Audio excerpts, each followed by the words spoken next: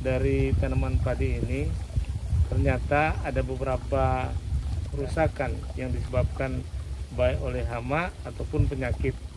Halo sahabat tani, hari ini tim penyuluh BPP Kecamatan Maesan bersama dengan POPT Bapak Oldi Kotambunan. Hari ini kami melaksanakan kegiatan kunjungan di beberapa desa di Kecamatan Maesan. Mari ikuti terus kegiatan kami hari ini. Semoga bermanfaat.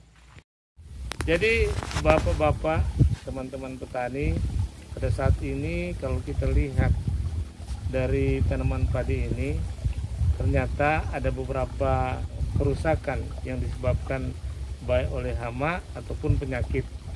Jadi kalau kita lihat gejala seperti ini di daun, ini kan dia ada macam kering bagian pucuk sampai pinggir.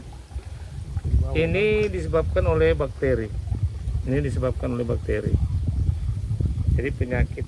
Nah, tetapi kalau ini kita lihat kan macam ada gerekan pada bagian daun, dan kalau kita buka bagian dalam, di situ kita akan temukan sejenis larva atau ulat yang namanya hama putih palsu.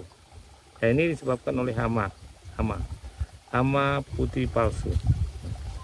Kemudian ini kita lihat ada gejala pada buah, dia berwarna putih dan dia tegak ke atas, dan ketika kita cabut pada bagian bawahnya ada gerekan. Nah, ini disebabkan oleh penggerek batang padi. Jadi penggerek batang padi. Nah, dari kesemuanya ini tentunya ada di punya teknik-teknik pengendalian. Kalau misalnya kita temukan bahwa ada gejala seperti ini disebabkan oleh penyakit, berarti ada teknik-teknik atau cara-cara untuk mengendalikan penyakit.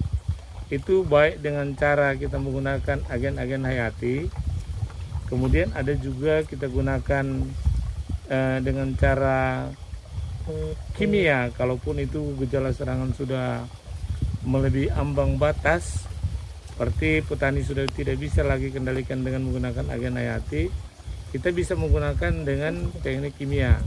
Teknik kimia yang dapat kita gunakan kalau penyakit seperti ini yang disebabkan oleh bakteri, kita bisa gunakan kuprosat. Ada sejenis bakterisida, itu kuprosat, dia juga berfungsi sebagai fungisida dan bakterisida.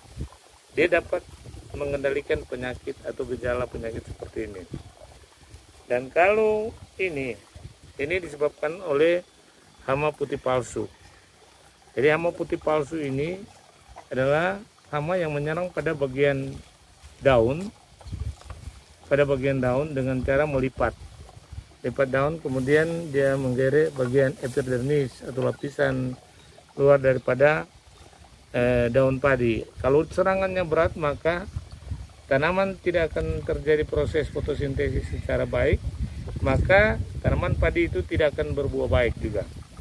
Sehingga kita harus adakan juga pengendalian.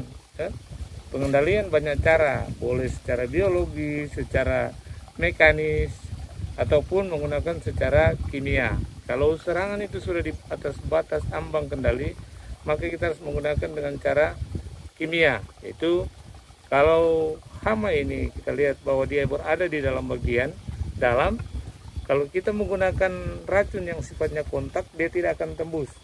Berarti kita harus menggunakan racun yang sifatnya sistemik, atau dia bisa masuk ke dalam bagian tanaman. Contohnya kita bisa ada spontan, kita bisa gunakan contoh racun yang sifatnya sistemik. Begitu juga dengan penggerek batang. Nah, kali ini gejala ini adalah gejala yang disebabkan hama penggerek batang. Jadi teknik pengendalian juga banyak, seperti pergiliran tanaman, penggunaan parasitoid telur, orang bisa gunakan. Kemudian kalau serangannya sudah melampaui batas ambang kendali, situ juga kita bisa gunakan insektisida atau racun kimia. Yang efektif bisa menggunakan yang berbahan aktif Dharmafur, contohnya kita gunakan Puradan. Ya, jadi itu dia punya teknik pengendalian. Saya kira demikian. Nanti kalau ada hal-hal yang belum dipahami bisa tanya ke saya sebagai pengamat hama dan penyakit pada tanaman pangan dan hortikultura. Terima kasih.